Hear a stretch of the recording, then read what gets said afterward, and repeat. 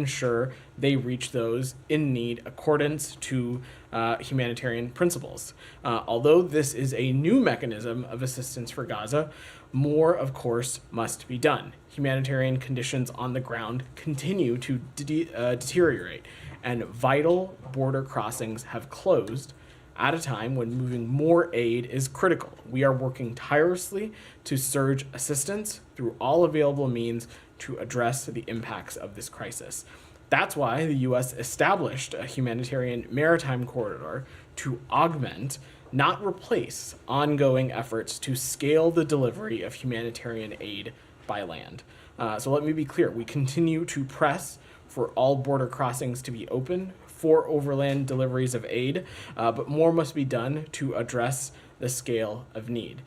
We have and will continue to press Israel and other partners in the region to allow for, to ensure the safety of humanitarian actors and activities, open additional land crossings, and remove impediments to the delivery of humanitarian aid, and do more to make sure that aid can get to the places that it needs to go. So with that, Sean, do you want to kick us off? Sure. Let me start with the peer. Sure. The UN, your counterpart of the UN was saying today that they're still looking operationally in terms of how to deliver aid, that there are concerns about safety, about the logistics, I'm paraphrasing, of particularly the UN workers there in Gaza, even if aid comes off the pier. Do you think these can be sorted out? I mean, I know that the pier is anchored today, but are you confident that delivery can actually happen, that those issues will be sorted out? Absolutely. So we intend to work with the totality of the UN family to make sure that aid can get where it needs to go. Specifically, Sean, after the commodities are ashore, the UN, through the logistics cluster, will receive the aid for humanitarian organizations, including ones, as I just said, that are trusted partners of the US government to distribute aid inside Gaza.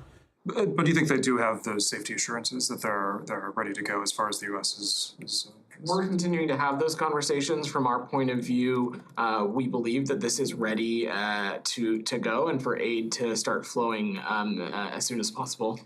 And on a similar note, Rafah, of course, is closed. I know you spoke about opening the Rafah crossing, and you spoke about opening further crossings.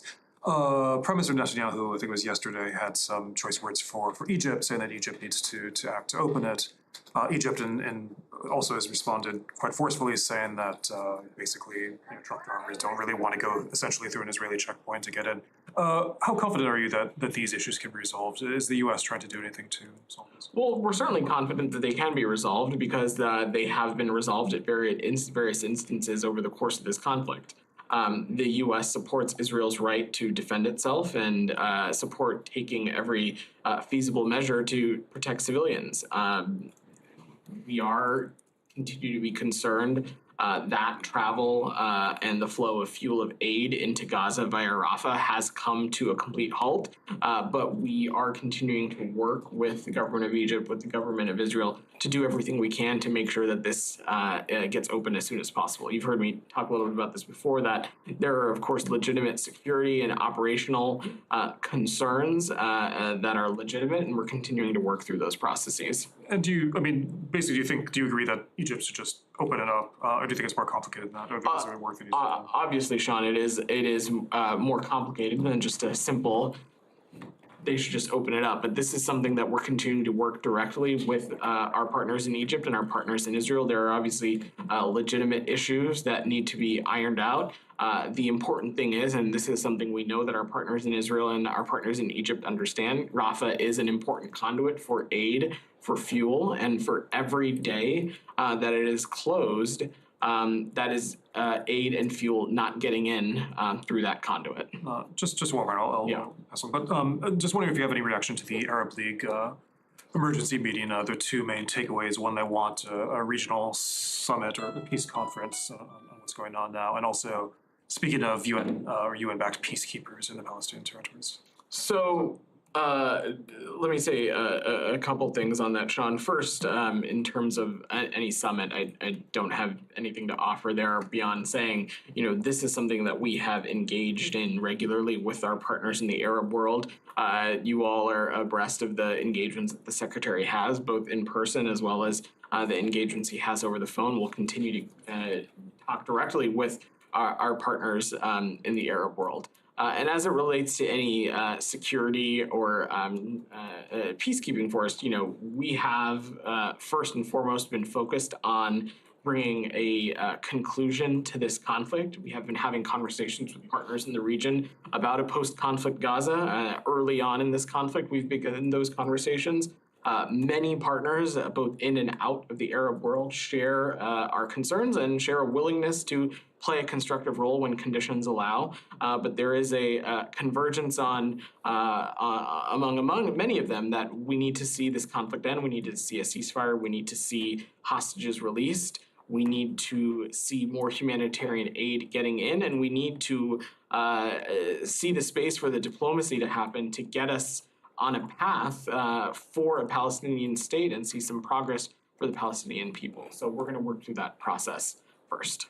On this, if you don't mind, can you give us a more clearer answer if you support the deployment of UN forces in Gaza until the implementation of the two-state solution that the Arab Summit called for today? So we've seen the statement that's coming out of the Arab Summit. I just don't have a conclusive assessment to offer yet, Michelle. In general, do you support such deployment?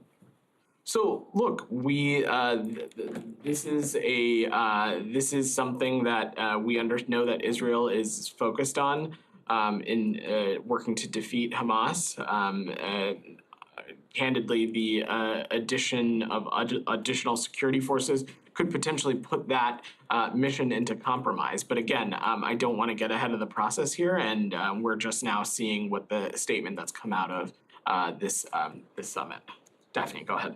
Thank you. Martin Griffiths warned today that famine was an immediate risk in Gaza with food stocks running out, said the humanitarian operation was completely stuck, the relief operation was unplannable, and said that the consequences of an operation in Rafah that everyone warned about are coming true.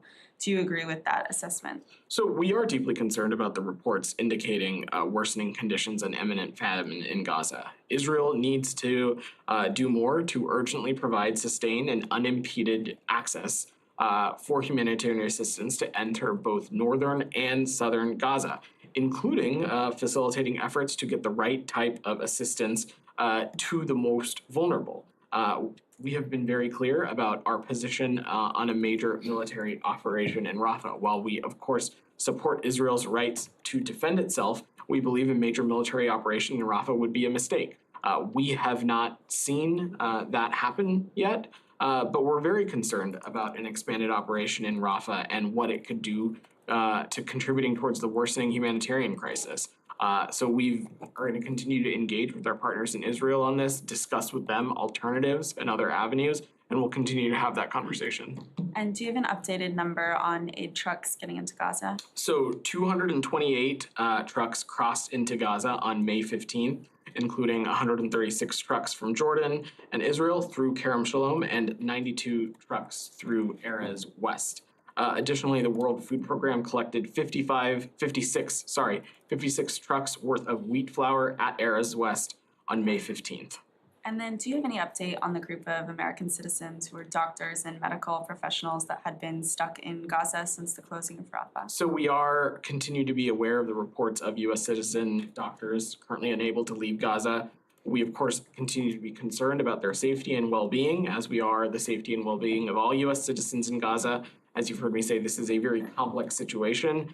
This is not a border crossing, specifically the Rafah one. It is not one that the United States controls, but we are actively engaged with the relevant authorities to advocate for their safe departure from Gaza. We're continuing to have those conversations. We're in direct touch with these doctors and the group that they are a part of, as well as their families.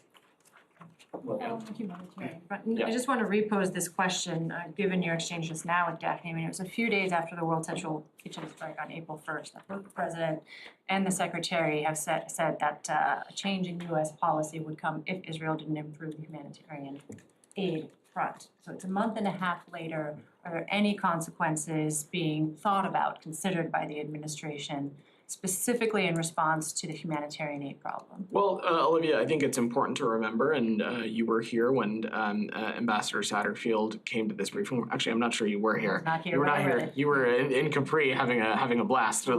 with the rest of the bullpen.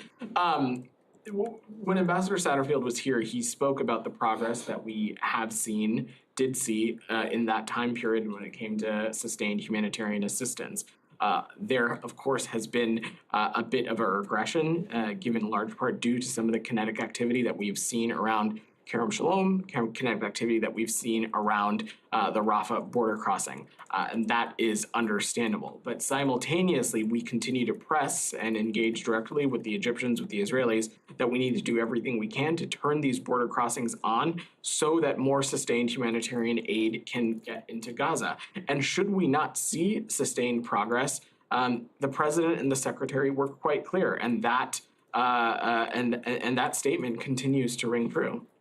Okay, I mean, just underscoring the fact that it was a month and a half ago, I understand there was some progress, but. There was progress.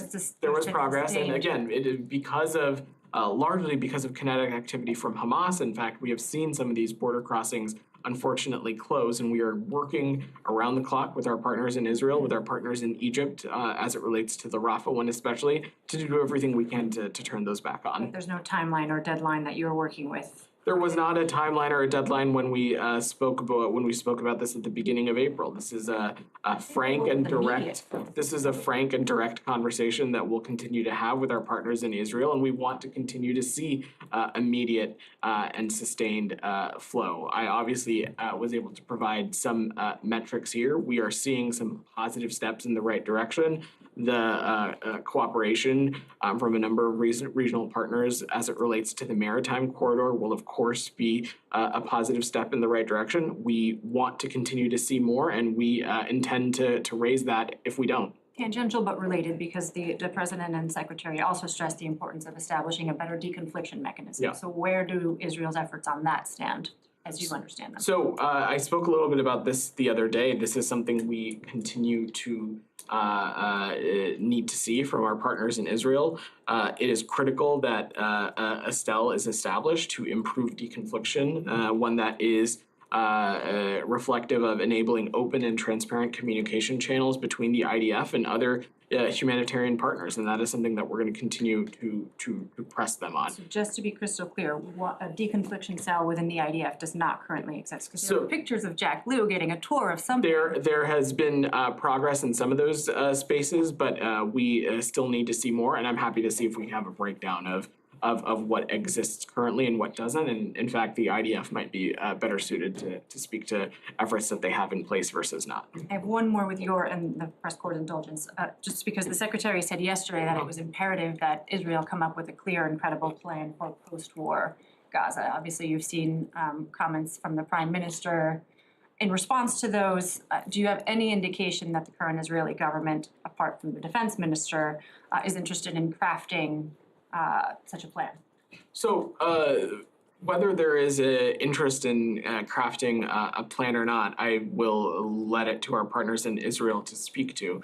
What we know and what we feel ardently in the United States is that short of a plan that is reflective of a political process, that is reflective of a Gaza that is no longer under the control of Hamas and reunited under the Palestinian Authority, that is reflective of a Gaza that can no longer be used as a springboard for terrorism on the Israeli people, that we're going to continue to be caught in this endless cycle of violence. And so that is exactly why Secretary Blinken has continued to engage in direct diplomacy with partners in Israel, with partners in other parts of the world, to get us onto that process, to do everything possible to get us a ceasefire, so conditions can be created for further diplomacy to happen, to get us on a path to a two-state solution. Outside of that, we will continue to find ourselves in this endless cycle of violence. Of course, we need military pressure to defeat Hamas, but there also needs to be a political process that is reflective of the broader concerns here.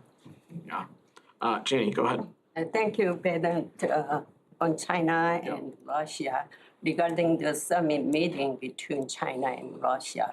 Chinese President Xi Jinping and Russian President Putin said in a statement from the summit that they pose pressure on North Korea by the U.S. and its allies.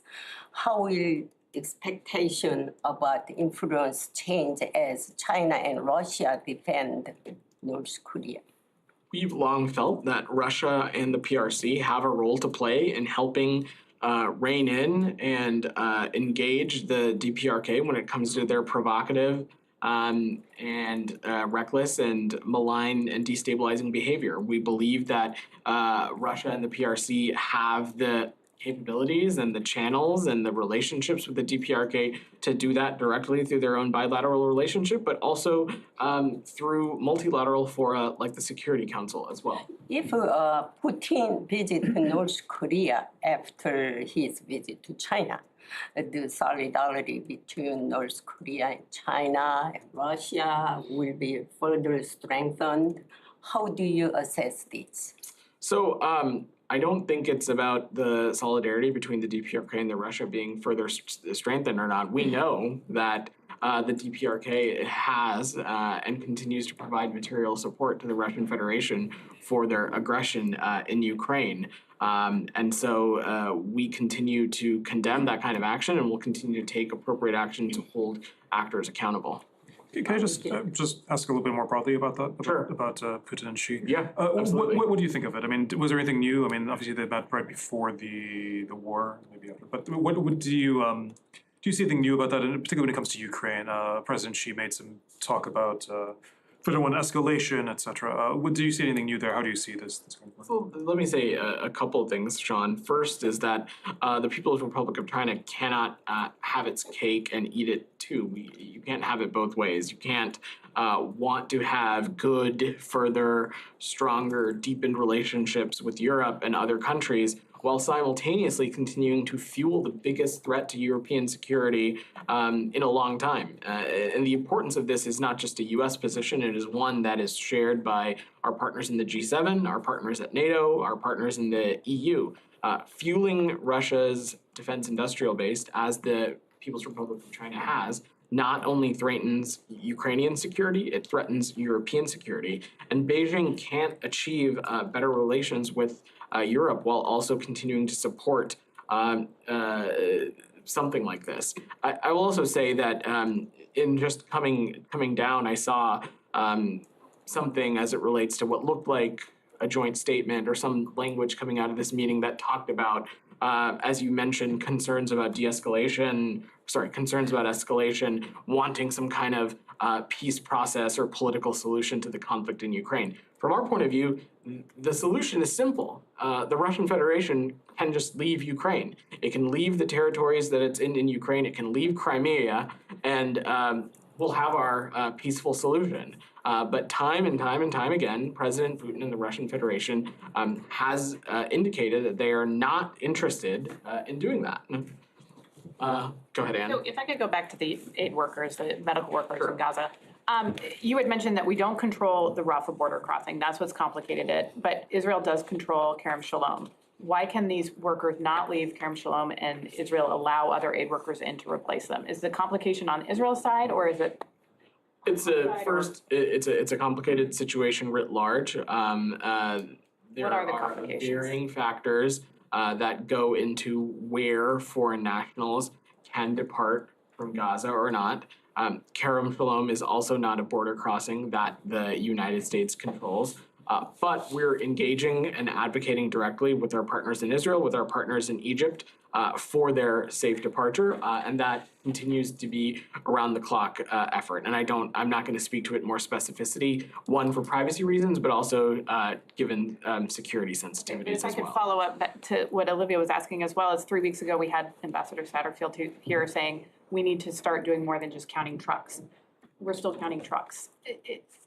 What is the consequence for not allowing medical aid workers in, which I would equate with humanitarian aid? It absolutely is. We have been clear that humanitarian aid workers need to have access to Gaza to do the important work that they're doing. whether it be medical or otherwise, or whether it be direct humanitarian workers who are directly involved in the flow of humanitarian aid. That continues to be the case here. It's also important to remember that we are talking about American citizens. We're also talking about this in the context of a consular issue.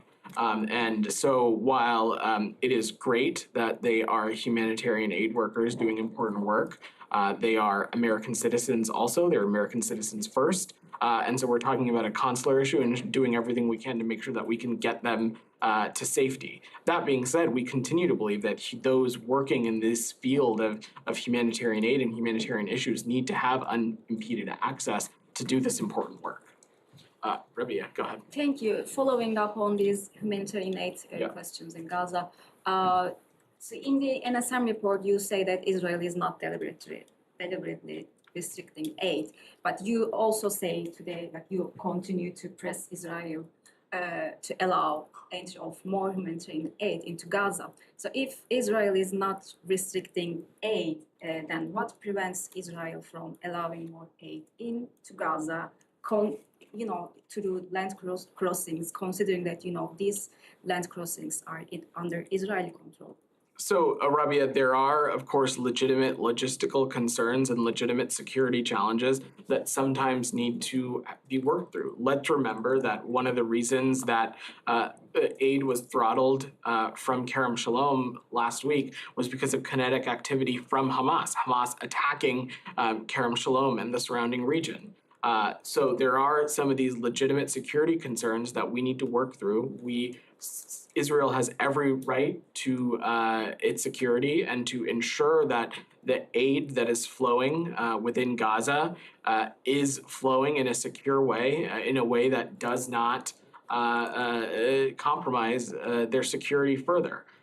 We're continuing to work with them through these processes. But that being said, we have been explicit that more needs to be done to augment humanitarian aid efforts, especially through these land crossings. So Israel is not doing enough, but you still think that they are not deliberately restricting the aid? So I think I was pretty clear when I think you asked this question just the other day, which is that more absolutely can be done to enhance the flow of humanitarian aid into Gaza, but we have not seen any restriction or stoppage of humanitarian aid by Israel.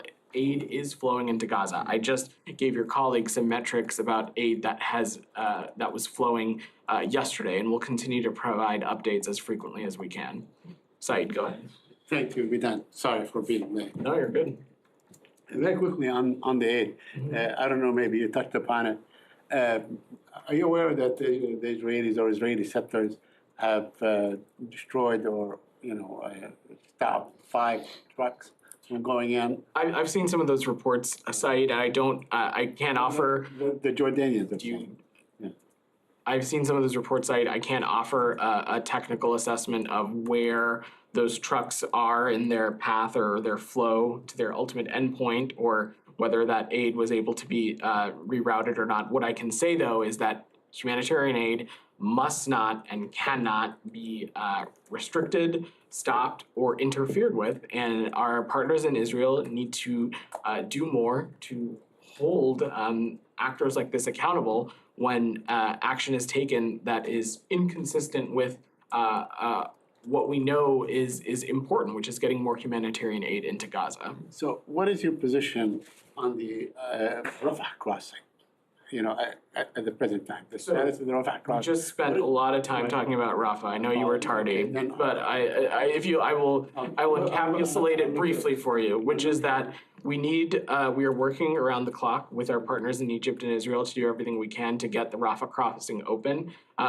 Due to it being closed, unfortunately, there has been a stoppage of aid and fuel flowing into Gaza via Rafah. There are some legitimate operational and security concerns and challenges that we're continuing to work through, but we recognize how dire and how important it is that this crossing open as swiftly as possible. And lastly, yesterday marked the 76th anniversary of the Palestinian Nakba. And of course, the Palestinians commemorated it in the shadow of the ongoing war in Gaza. So incredibly not only that the issue was not resolved over a period of 76 years, but there's a second Nakba ongoing. I mean, there's the movement of people, 600,000 here and 600,000 there and so on. And I remember what the Secretary of State said just before the 7th, that, the time has come for the Palestinians to live in a measure of dignity, much like the Israelis and so on. So has the time come to really end this Nakba and allow the Palestinians, the measure of dignity that the Secretary talked about in their own land? We're working around the In clock, occupation? Said, we're working around the clock to make it so. We are committed to reaching an immediate ceasefire here that secures the release of hostages and allows the surge of humanitarian aid. In addition to that, we believe that such a ceasefire could create the diplomatic conditions for further serious progress to be made, talking about Israel's further integration in the Middle East, talking about putting the region on a pathway to a two-state solution so that Israelis and Palestinians can live those equal measures of justice, dignity, and peace. We have not taken our eyes off the ball here, which is ultimately a two-state solution so we can get to that ultimate goal. So you feel that the time has come to end this Palestinian Nakba? Said, what I can say is that we have long been and continue to be committed to a two-state solution, and we're working around the clock of that. I'm not. An ongoing catastrophe. Has the time come to end it? Said, Very I simple. do not dispute the suffering of the Palestinian people and that their current experiences that the Palestinian people are facing, not just in Gaza, but living under occupation in the West Bank. I'm not trying to dispute that at all. What I am saying is that we are continuing to work around the clock to get us a conclusion of the current hostilities and get us on a path to further diplomacy to get us to a two-state solution. That's what the Secretary is deeply committed to, as is President Biden. I'm sorry, but the current hostilities are rooted, in a catastrophe that has been going on for 76 years. It's not something that just happened. Respectfully, Said, the current hostilities are rooted in Hamas unleashing a terrorist attack on Israel on October 7th, rooted in their vision of ensuring that Israel is eliminated from the face of the planet. It's not rooted in what happened in 1948. Hamas has been very clear about what their intentions are. No, I'm not talking about Hamas. I'm talking about that this issue has gone on for 76 years. I just want you to acknowledge that. The issue has been going on for 76 years and not just, it did not begin on October 7th. We've exhausted this topic, Said. Go ahead. Yeah. Daniele Competangelo for the Italian television La Sette. So if you can talk a little bit more about the meeting with between Xi Jinping and Mr. Putin, regarding also the sanctions that the U.S. today or yesterday, the president announced. Don't think they were sanctions. Pardon me? They were not sanctions. I mean, for import and export to the U.S. We call them tariffs. Right. Yeah. Yeah, if you can talk a little bit more about that, and then I have another question. Sure. So where would you like me to start specifically? From the first part, let's start from the meeting. As it relates to the meeting between President Xi and President Putin, I exhausted that topic with Sean, but I will just say again that in our view, the People's Republic of China can't have it both ways. You can't purport to claim to want to deepen and strengthen your relationships with Europe while continuing to fuel one of the biggest threats to European security in many, many decades. As it relates to the announcement of tariffs earlier this week, you're seeing the president take action to protect American workers and businesses from what we believe to be China's unfair trade practices. American workers and businesses can outcompete anybody as long as the competition is fair. But for too long, the PRC has been playing by a different set of rules, using unfair and anti-competitive economic practices. What this is working with our allies to join forces in outcompeting China by building alliances abroad and producing jobs here at home. And if I can do a follow-up question about what you just said. I don't know if you're aware, for instance, Italy have signed some sort of agreement with the Chinese, and the President Xi Jinping was in Europe last week. And the Chinese... Who signed an agreement? Sorry. Also Italy. In Italy, right. Chinese electric car will start being imported, I believe, next year. So how does the U.S. try to manage? I mean, the Chinese that trying to have business with Europe, as you know, because they have to, and then also they're trying to put their nose in Ukraine. So it looks like they're trying to. So look, let me just say this, and the United States is not, of course, party to this, but we welcome investment and trade that promotes sustainable and responsible development and growth. But we continue to urge, in all cases, the need to emphasize transparency, sustainable financing, sustainable practices, and preservation of national and data security to ensure mutual benefit for the United States, Italy, and other partners. And that is something we have not always seen as it relates to investments and trade practices by the People's Republic of China in countries around the world. Thank you. Daphne, go ahead. Thanks. Just back on the Putin-Xi meeting. Yeah. The secretary went to China recently and expressed concerns over its growing cooperation with Russia. And yet this meeting is happening now, and they pledged a new era of partnership. Are you concerned that the trip was an unsuccessful attempt to stem this relationship? And is there anything more you can do to put the brakes on it? So absolutely not. The trip was not unsuccessful. You have to remember that our engagements with the People's Republic of China is multifaceted. And one of the key components of this of the Secretary's visit was to build on some of the key deliverables that came out of President Biden and President Xi's Woodside Summit. We're talking about enhancing cooperation on fentanyl, additional military-to-military communication, collaboration in other areas. And we know that focusing on those issues continues to allow us to manage this relationship responsibly, manage competition responsibly, which is what the world expects of international powers. That being said, surely we also believe that the People's Republic of China's essential reconstitution of Russia's defense industrial base is deeply problematic, and we will monitor this space closely and take appropriate actions independently through other multilateral fora should we need. And we continue to say directly, and we have, the Secretary has been direct on this with his counterparts, that the PRC cannot have it both ways. Sorry, what sort of actions?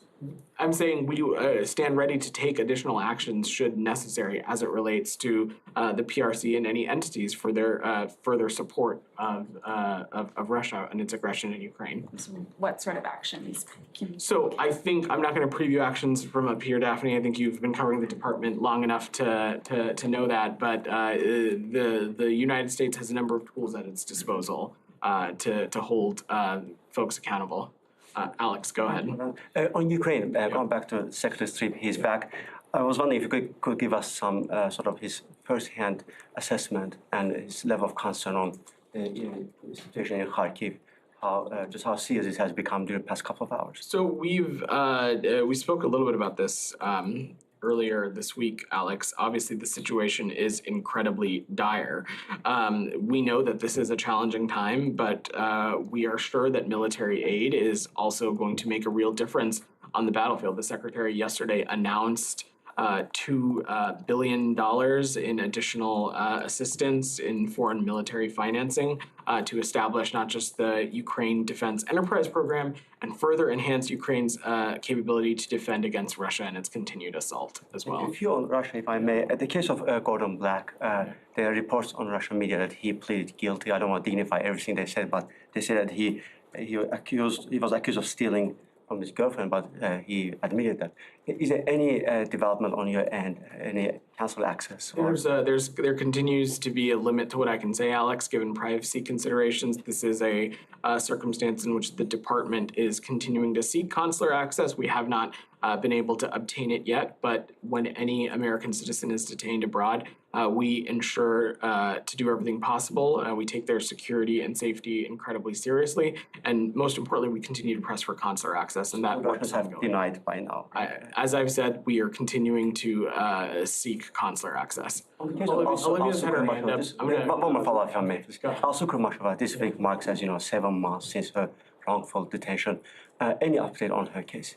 I don't have any updates for you specifically, Alex, but we have no higher priority than the safety and security of U.S. citizens overseas. We continue to remain deeply concerned about Al-Su's case, and we condemn in the strongest possible terms the Kremlin's continued attempts to intimidate and repress journalists and civil society voices. You know, the president of the United States is on the record, twice calling Putin to release her. How do you expect, her captives, someone like Putin, to take him seriously if his own State Department is slow walking the process? I would dispute that premise, Alex. We are certainly not slow walking the process. There is a deliberative process at play here in terms of any formal wrongful detention designation, but we would echo the president and that she should be released. Olivia, go ahead. Just one, thank you. Follow up on Ukraine, because while in Kyiv, the secretary was asked about conditions that this administration has imposed on American weapons being sent to Ukraine, namely that they not be used to strike in Russian territory.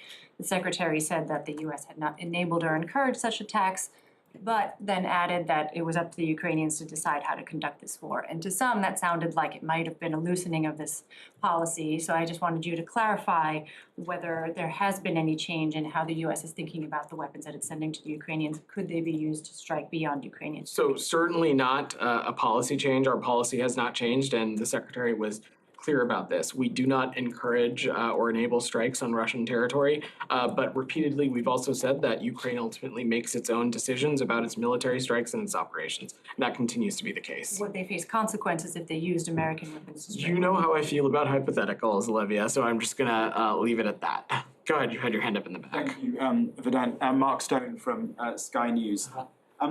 If I could just take a step back on Gaza. Sure. How have we got to a place where families, children are now being displaced multiple times? The borders are hardly open. Heavy bombing and fighting has returned to the north of Gaza and to central Gaza. How have we got here? Well, we got here in large part because of Hamas's continued belligerence and their continued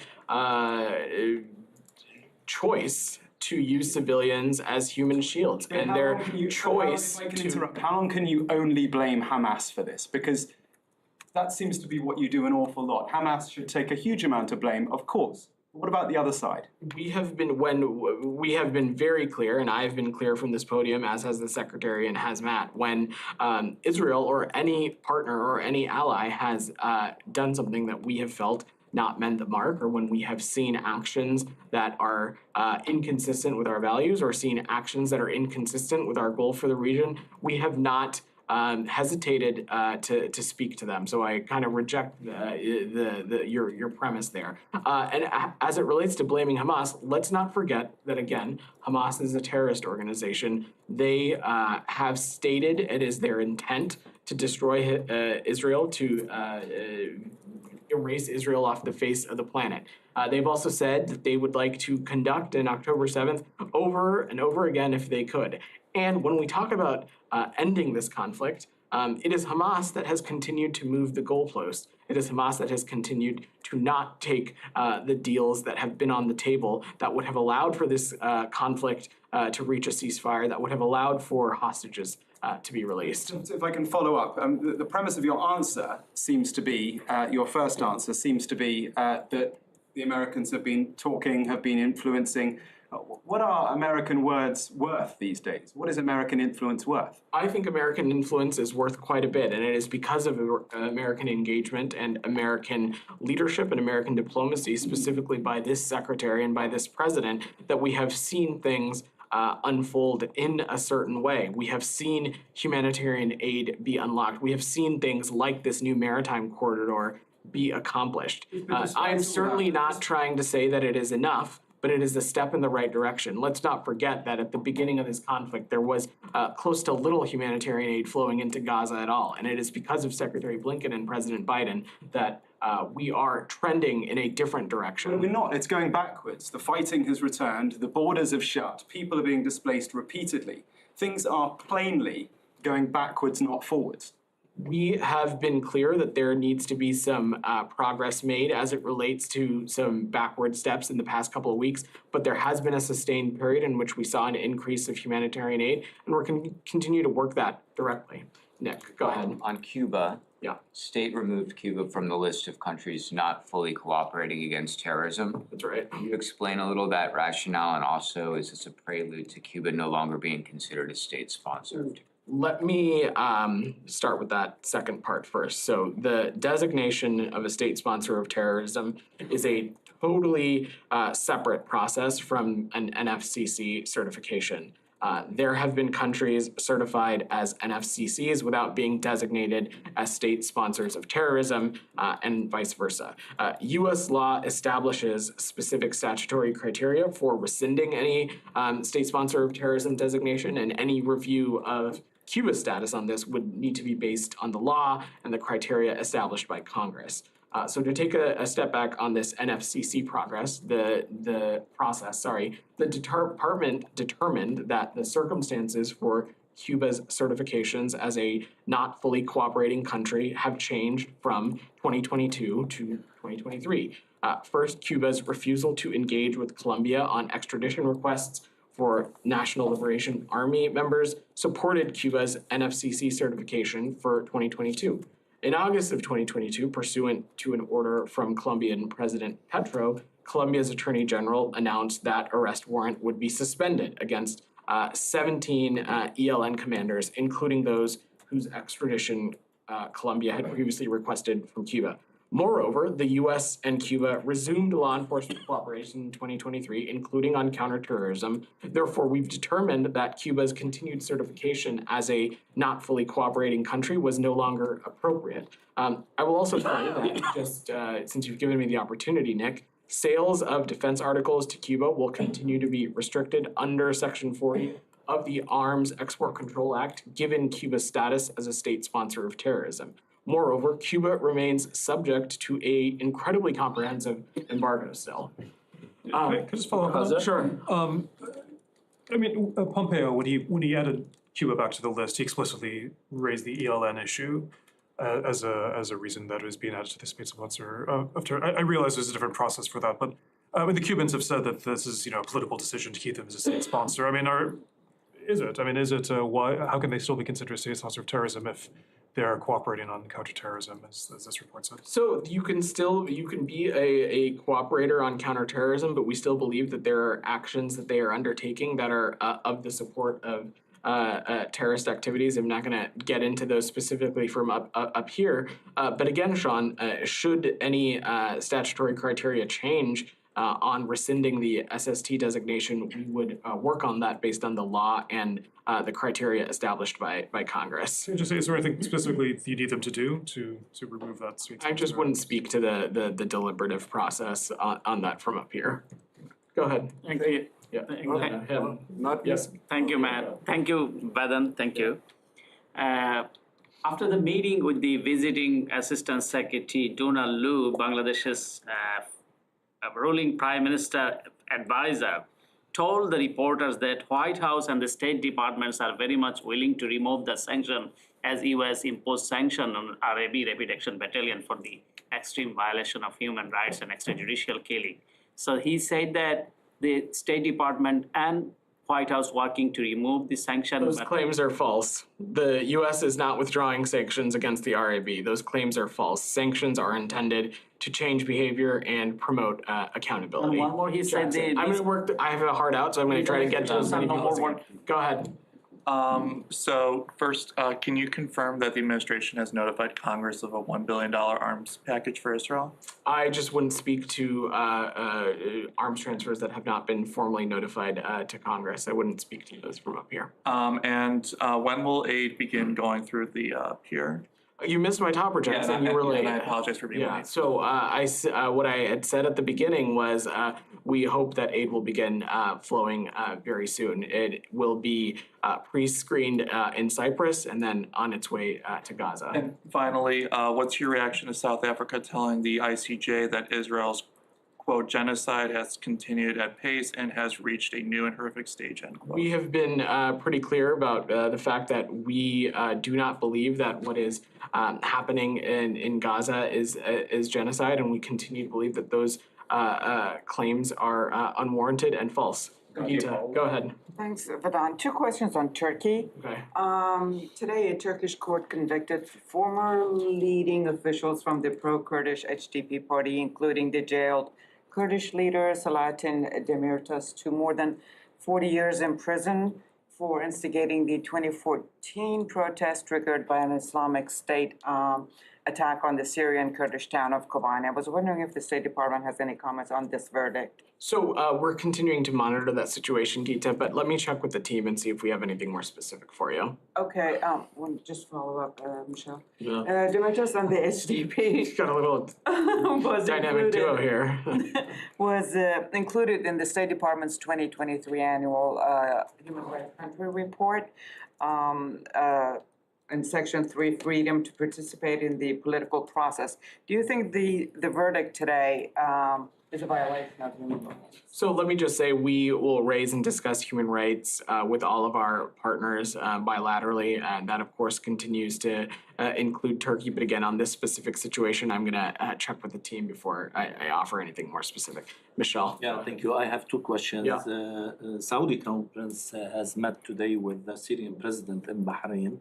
Are you okay with your allies normalizing their relations with the Assad regime or with President Assad? We have been, our position's clear on this. We will not normalize relations with the Assad regime until there is meaningful progress towards a political solution consistent with UN Security Council Resolution 2254.